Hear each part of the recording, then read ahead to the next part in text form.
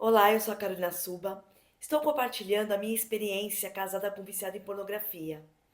No vídeo passado, eu parei na evolução da minha codependência. Nesse vídeo eu vou até o momento que eu quase me automutilei. E vou falar das consequências de vigiar um viciado, seja lá no que for, tá? Então eu estava frequentando o DASA, né, a sala de apoio para dependentes de amor e sexo anônimos, como eu já falei em outros vídeos. E teve um dia que era a minha vez de dar meu testemunho, e nesse momento eu comecei a relatar que para eu estar lá, eu deixei inúmeras armadilhas em casa para saber se o meu ex iria para a prática enquanto eu estava lá. Ele tinha, como eu já falei em outros vídeos, ele tinha anéis penianos, ele tinha vários, tá? Teve uma época que ele tinha no carro, no bolso da calça, em todo lugar. Mas nessa época ele só tinha dois e eu concentrava os dois no mesmo lugar para eu ter controle sobre eles. Então eu ficava numa gaveta e eu coloquei um fio de cabelo em cima. Então eu saberia se foi tirado do lugar. E tudo na minha casa eu colocava, tinha medidas. Eu deixava todas as portas abertas de casa, tirando a porta de entrada, né, a porta da rua. Mas que na porta da rua o capacho ele ficava de uma forma que se alguém passasse por ele eu ia saber. Mas as outras portas eu deixava aberta e eu deixava o vão da abertura tinha uma medida exata de um braço meu para eu saber se foi mexido. Todas as cortinas eu deixava aberta, mesmo que ele fechasse a cortina para ir para a prática e abrisse novamente para que eu não percebesse, eu tinha como saber, tá? Se foi mexido. Os controles remotos do ar-condicionado da casa também ficavam tudo numa posição estratégica, porque ele ligava o ar para ir para a prática dele. Então, assim, tudo na minha casa era totalmente controlado. Eu tinha ficado totalmente paranoica para saber se ele ia para a prática. E na medida que eu fui contando, que eu fui relatando lá na sala de apoio, eu já comecei a imaginar eu chegando em casa e constatando que ele foi para a prática. Então, na hora começou a me dar um revertério, uma dor de barriga, começou a me dar enjoo. Quando eu saí de lá, eu já saí com dor de cabeça, já fui para casa passando muito mal, com dores no corpo. E realmente ele caiu nas armadilhas. Eu fiquei ainda pior e eu acordei queimando de febre e fui parar no pronto-socorro. Fiz inúmeros exames, não constatou nada. Ficou claro, evidente que era emocional. Eu vomitei, tive diarreia, dores no corpo inteiro. Bom, e daí, a partir desse momento, eu falei pra ele que não queria mais aquela vida, que eu queria terminar. E aí ele mais uma vez me manipulou. Ele falou que ia pra igreja, que a igreja ia ajudar ele a parar, e eu troquei todo o meu guarda-roupa para comprar roupas apropriadas para ir pra igreja, ele só foi 4 vezes. Eu gastei muito dinheiro, tá, nesse relacionamento.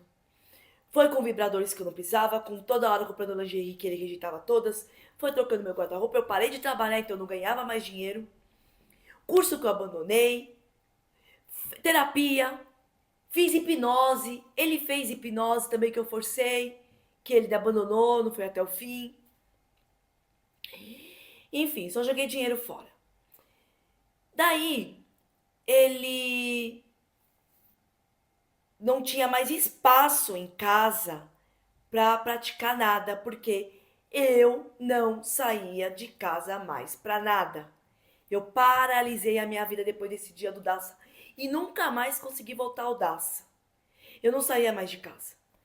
Os meus cachorros aprenderam a sair para passear sozinhos. Eles saíam e voltavam para casa sozinhos. Eu não conseguia mais sair com eles. Eu não deixava ninguém vir me visitar, nem mesmo minha família. Porque eu não conseguia fazer sala para ninguém. E porque eu sabia que ele iria pro quarto para o comportamento, para a prática dele enquanto eu estivesse com visita.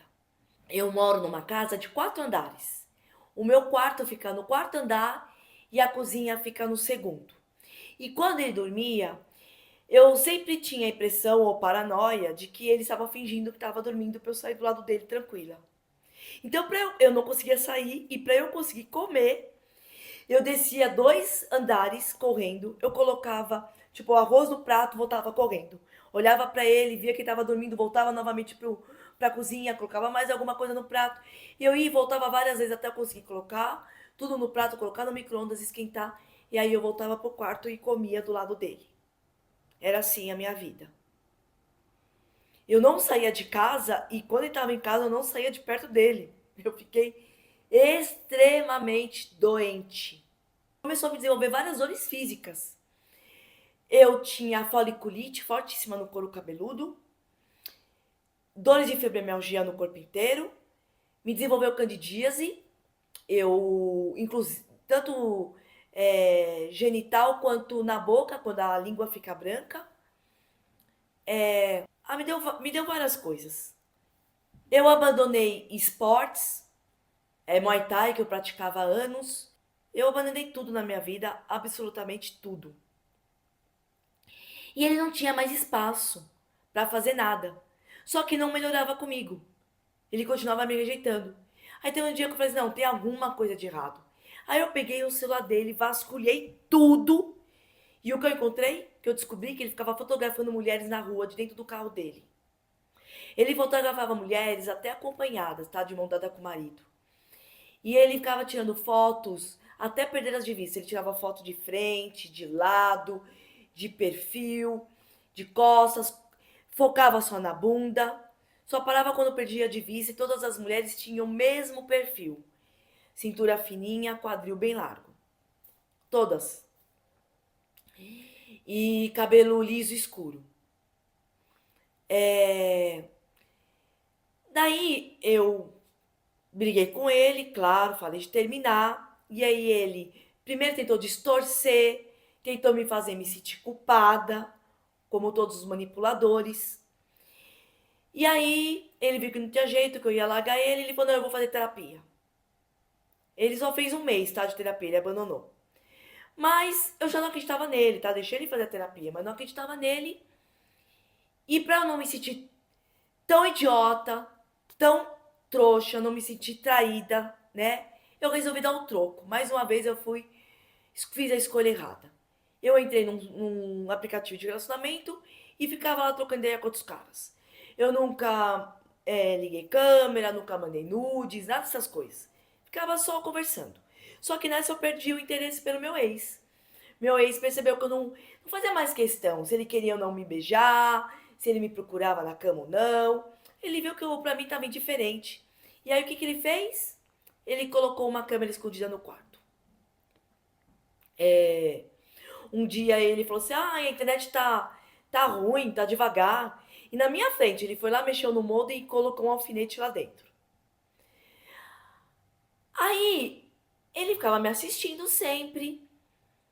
Um dia eu pedi pra ver o celular dele porque eu queria saber se tinha mais alguma coisa errada. Ele não queria me mostrar e quebramos o pau até que ele me mostrou e eu vi que tinha câmera e que ele ficava me assistindo. Quando eu descobri que ele ficava me vendo, isso não me causou dor, que eu estava fazendo a mesma coisa que ele. O que mais me machucou foi de ele ter visto o meu momento mais íntimo. As horas que eu passava de frente pro espelho, tentando encontrar alguma coisa de atraente em mim. Eu ficava trocando todas as roupas no meu guarda-roupa, nenhuma ficava boa em mim.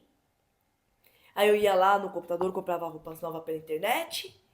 E aí eu fiquei nesse ciclo, aí eu comprava roupa, não gostava, comprava outra e vivia gastando com isso e assim perdendo mais dinheiro.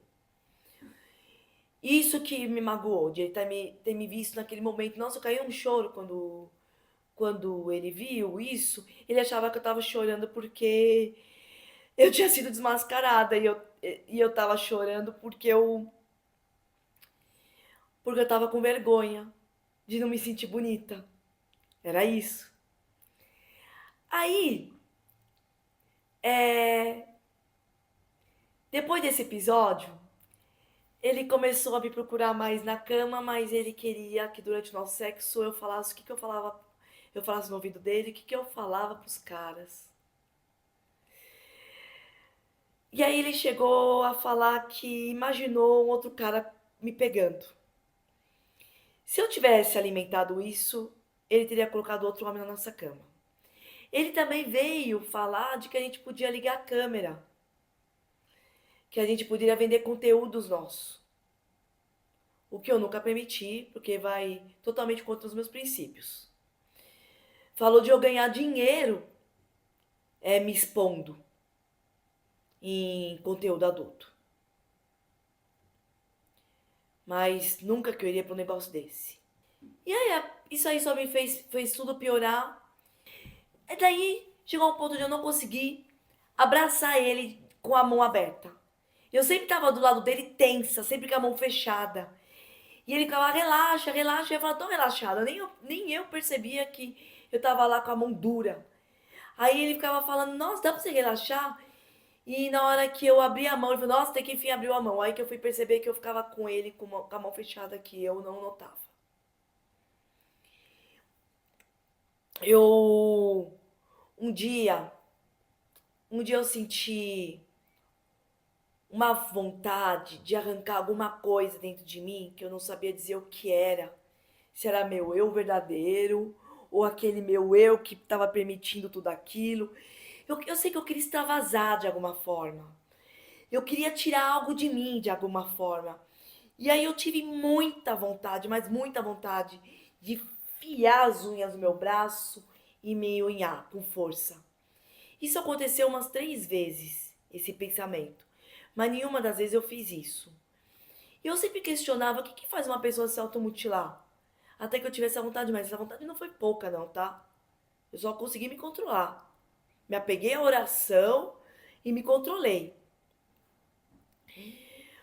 Bom, no próximo vídeo eu já vou começar a dar o desfecho, tá, dessa relação. Eu terminei dele, depois dei mais uma chance, mas não durou nem uma semana que eu dei essa chance, porque daí ele fez algo. Daí ele extrapolou todos os limites, daí eu consegui finalmente pôr um ponto final. Mas agora o que eu quero falar é sobre a codependência, tá?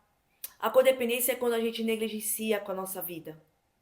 A gente para de cuidar de nós mesmos para cuidar de outra pessoa, para tentar curar outra pessoa, tirar outra pessoa do vício. Isso é normal acontecer em famílias de viciados em drogas ou qualquer outra coisa. Famílias disfuncionais, que a pessoa tem algum comportamento ruim, sabe? E que a pessoa para a vida dela para ficar vigiando o outro. Eu fui pro Daça preocupada somente em fazer meu ex largar o vício.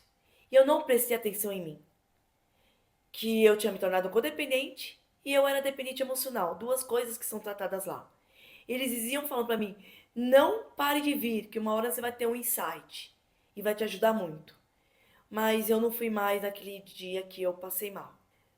Quando a gente fica vigiando uma pessoa, para ela não ter recaída no vício dela, inconscientemente, a gente traz pra gente essa responsabilidade.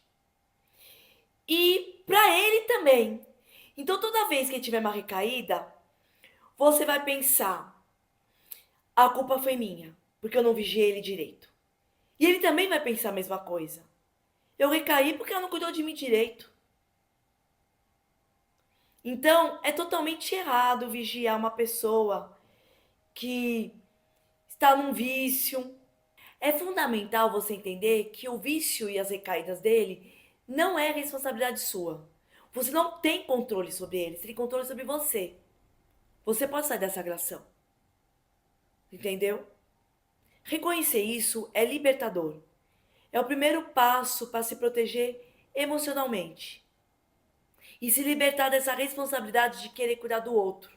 Você pode apoiar, amar, se importar com ele, mas não carregar o peso do problema dele como se fosse seu. Se esse vídeo te ajuda de alguma forma, é muito importante que você curta e comente. Se inscreva no canal e acione o sininho para que você receba os próximos vídeos. E compartilhe esse vídeo com alguém que precisa.